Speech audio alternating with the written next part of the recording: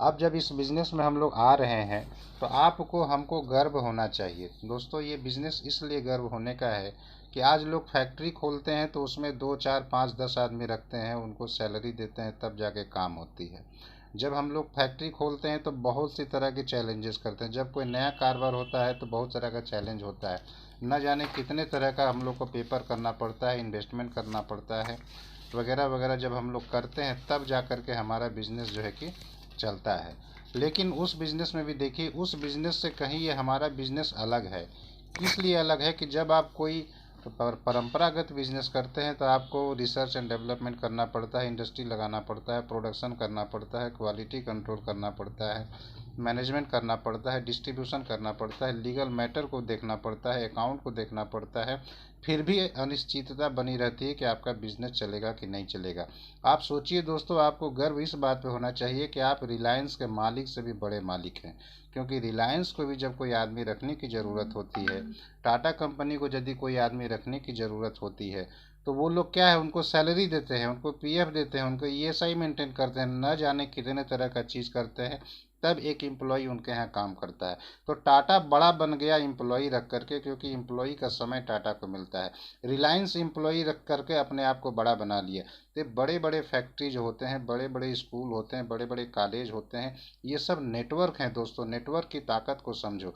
आप आरसीएम में जुड़े हो, एकदम फ्री ऑफ कॉस्ट हम लोगों की ज्वाइनिंग हुई है। सिर्फ अपने ज़रूरत की चीज़ को हमको लेना है। कंपनी हमारे लिए रिसर्च एंड डेवलपमेंट करती है, कंपनी हमारे लिए इंडस्ट्री लगा के बैठी हुई है। रिलायंस जैसे इंडस्ट्री लगाना और लोगों को रखना और उसको पेमेंट देना और उससे काम करवाना, ये हमको तो नहीं करना है।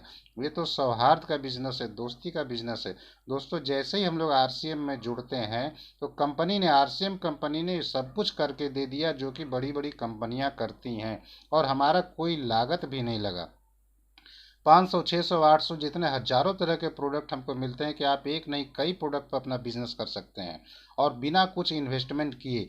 आप इसकी ताकत को समझिए, इन बातों को समझिए, तब जा कर के जो है धीरे धीरे इन बातों को जब महसूस करेंगे तब जाकर पता चलेगा कि न जाने कितना बड़ा ताकत हमको मिल गया, कि हमको बैठे बिठाए रिलायंस से भी बड़ा बिजनेस करने को स्कोप मिला है, टाटा बिरला से भी बड़ा बड़ा स्कोप हमको मिला है।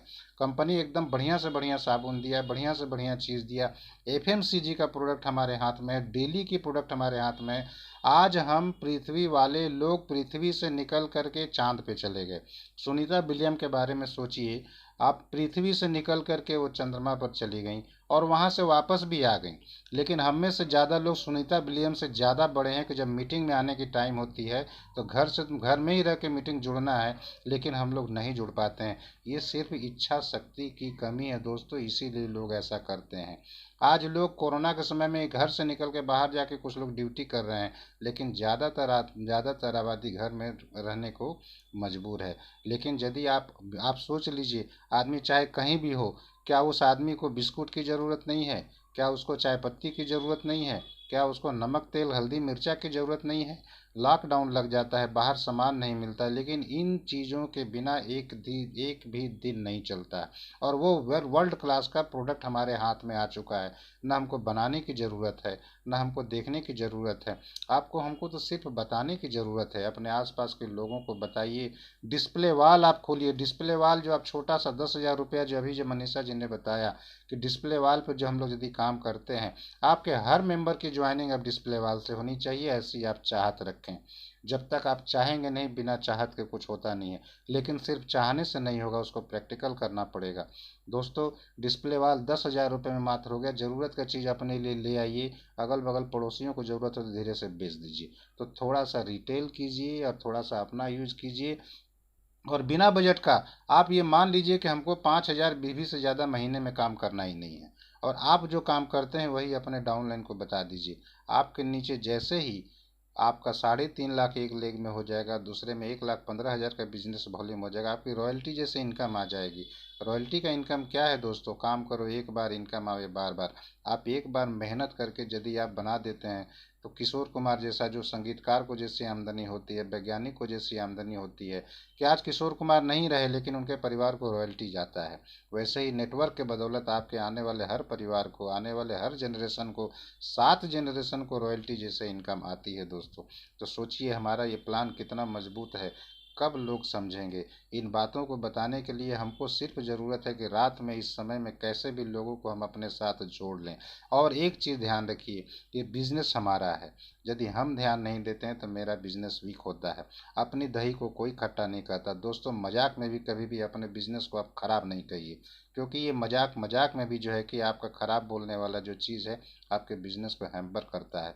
आज लोग जूता का दुकान खोलते हैं, कपड़े का दुकान खोलते हैं, सवेरे धूपकाठी जलाते हैं, दिन दिन भर बैठे बैठे वहाँ से कोई कस्टमर आवे या ना आवे, दुकानदार अपनी दुकान को कभी बंद नहीं करता है। अभी हमारी ड्यूटी बनती है दोस्तों कि हम जब अपना ये बिजनेस खोले हैं तो हम भी तो इसमें समय दें।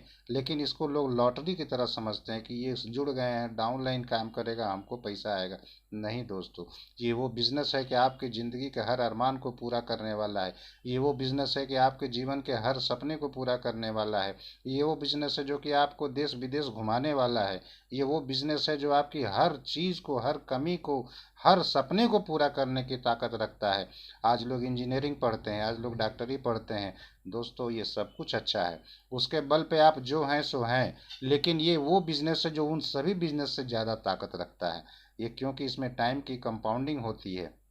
जैसे मैंने आपको बताया कि एक फैक्ट्री वाला 100 आदमी को रखता है तो उसको समय मिल जाता है, बाकी को लोग को सैलरी मिलती है। मालिक जो जितना ज़्यादा प्रयास करता है उतना ही प्रयास क्या कभी कोई लेबर कभी करता है? नहीं करता है। लेबर को सिर्फ अपने सैलरी से मतलब होती है, इसीलिए उनकी सोच ही छोटी है तो आमदनी भी छोटी है। लेकिन मालिक का सोच तो सैलरी नहीं है, मालिक तो देने वाला बनता है। मालिक अपने आप को तैयार किया है कि मैं सैलरी दूंगा। आप सोचिए, एक देने के लिए तैयार है और एक लेने के लिए तैयार है, लेकिन लेने वाले का कम मिलता है, देने वाला उससे ज़्यादा रखता है। तो ये आज हम लोगों को इसमें मालिक मिलने का, मालिक बनने का जगह बना है दोस्तों। आज हम लोग बिना इन्वेस्टमेंट किए, बिना कंपनी लगाए, बिना इंडस्ट्री लगाए, बिना किसी कुछ किए आज इतना बड़ा बिजनेस हमारे हाथ में है। तो हमको तो सिर्फ एक काम ही करना है कि अपने प्रोडक्ट दूसरे को हम बतावें, और वो ताकि वो ऐसा बताएं कि वो आदमी ले ले। हमारा प्रोडक्ट जितना बिकेगा उतना बड़ा आमदनी आप और आपके टीम का होगा। जितना बड़ा टीम हम लोग बनाएंगे उतनी बड़ी आमदनी होगी। अब टीम बनाने के क्रम में जो जो परेशानियां आती हैं वो हमको झेलना पड़ेगा। इसको हम लोग बोलते हैं ऑब्जेक्शन हैंडलिंग। दोस्तों, बिना वजह का लोग ना करने के लिए पड़े हुए हैं। आपको ना नहीं करते, बल्कि वो अपने किस्मत को जो है कि ना कहते हैं। आरसीएम तो कभी उनसे कुछ लेने वाला नहीं है, बल्कि उनको तो देने वाला हो। आप मतलब आने वाले कई जनरेशन से जब लोग मूर्ख बन रहे थे तब उनको समझ में नहीं आया, लेकिन जब हम लोग बोलते हैं तो हम ही लोग को बस समझाने लगते हैं। तो ये आपको समझानी पड़ेगी कि दोस्तों देखिए, अज्ञानता में जो हो गया सो हो गया। आप मेरी बातों को अदरवाइज न लें। मैं ये बताना चाहता हूँ कि आप घर बैठे कैसे अमीर हो सकते हैं। अब तो टेक्नोलॉजी का युग आ गया है। मेहनत करने से अमीर हुआ जाता है ये सुना गया है, लेकिन रिक्शा वाला से ज़्यादा मेहनत शायद ही कोई करता है। ठेला वाला से ज़्यादा मेहनत शायद ही कोई करता है। स्टेशन पर कुली से ज़्यादा मेहनत शायद ही कोई करता है। तो यदि मेहनत करने से अमीर होना था तो आपने कितने कुली को अमीर होते देखा, कितने राज रिक्शा वाले को अमीर होते देखा। तो हम ये बताना चाहते हैं कि मेहनत तो करनी है, लेकिन लगन से करनी है, टेक्नोलॉजी के साथ करनी है, थोड़ा बुद्धि लगा के करनी है। बुद्धि के बदौलत आप अमीर हो जाएंगे। आप अभी अभी कोई गाड़ी को यदि आपको उठाने का नौबत आए तो नहीं उठा सकते हैं, लेकिन एक 3-4 किलो का जग जो है धीरे धीरे घुमा दीजिए तो बड़ा से बड़ा गाड़ी उठ जाता है। तो टेक्नोलॉजी की ताकत को समझने की ज़रूरत है। और ये टेक्नोलॉजी के बदौलत आरसीएम जैसा बिजनेस, 21वीं सदी का बिजनेस, ये आपका इंतजार कर रहा है और आप इसमें समय रहते जुड़ जाइए। नहीं तो आपकी वही स्थिति होगी जो मैं आपको वार्निंग के तौर पे बताना चाहता हूँ। फिर बोलिए कि मैं विनम्रता से आपको बताना चाहता हूँ कि जो हाल एचएमटी घड़ी का हुआ, क्वालिटी में कोई कमी नहीं रहते हुए भी वो बाजार से बाहर हो गया। आज हिंदुस्तान मोटर के उस गाड़ी में कहीं अम्बासडर कार में कोई कमी नहीं थी, फिर भी वो बाजार से बाहर हो गया। कोडक के कैमरे में कहीं कोई कमी नहीं थी, फिर भी वो बाजार से बाहर हो गया। तो समय के साथ में चलना पड़ेगा। और आरसीएम हम लोगों को बार बार कहता है कि इस टेक्नोलॉजी के बदौलत इसमें जुड़ जाइए और पूरा फ़ायदा उठाइए और अपनी ज़िंदगी को बहुत दूर आगे तक बढ़ाइए। आप शायद जो भी करते हैं अपने वर्तमान काम को करते रहिए, अपने सिर्फ अतिरिक्त समय को इसमें देने की ज़रूरत है। और थोड़ा सा यदि आप अतिरिक्त समय दे देंगे तो आप आने वाले दिनों में करोड़पति, अरबपति, खरीबपति होने से कोई नहीं रुक सकता। आने वाले समय में बच्चे आप पर जो है कि नाज करेंगे, आज आने वाले समय में लोग महात्मा गांधी को पहचानते हैं हमारे बच्चे, लेकिन हमारे दादाजी को नहीं पहचानते हैं। इसलिए नहीं पहचानते हैं कि महात्मा गांधी ने जो वो काम किया था, वो नेटवर्क बनाया था कि नेट के बदौलत अंग्रेजों को यहाँ से भगा दिया था। क्या हमारे दादाजी ने ये काम किया तो बच्चे क्यों याद रखें? हमारी कीर्ति को याद रखी जाएगी, हमारी काम को याद रखी जाएगी।